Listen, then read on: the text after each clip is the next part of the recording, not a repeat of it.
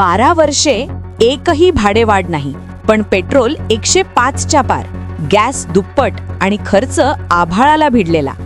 आता रिक्षा चालकांचा संयम सुटला आणि थेट आरटीओंना दिला अल्टिमेटम.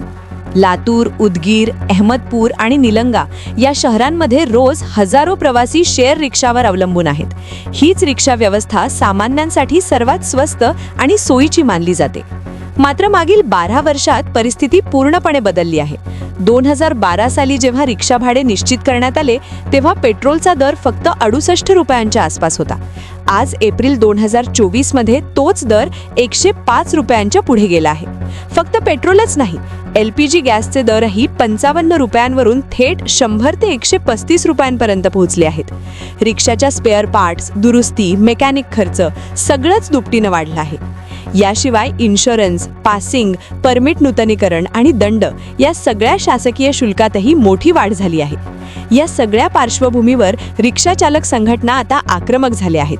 त्यांनी स्पष्ट सांगितले, जुन्या दरात रिक्षा चालवणं आता अशक्य आहे. त्यामुळे 2012च्या प्रपत्र ब नुसार असलेल्या दरांमध्ये थेट दुप्पट वाढ करण्याची मागणी करण्यात आली आहे. केंद्र सरकारच्या PM हकीम समितीच्या शिफारशींचाही दाखला देत रिक्षा व्यवसाय टिकवण्यासाठी भाडेवाढ अत्यावश्यक असल्याचं संघटनांचं म्हणणं आहे. आता सगळ्यांचं लक्ष प्रादेशिक परिवहन प्राधिकरणाच्या बैठकीकडे लागलं आहे.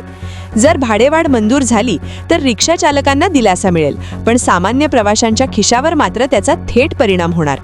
प्रश्न एकच, महागाईच्या या रॅपिड वेगात शेअर रिक्षाला कधी मिळणार न्याय? निर्णय जो काही होईल, पण या लढाईत रिक्षा चालक आणि सामान्य जनता दोघांचंही भवितव्य दावणीला लागलं आहे.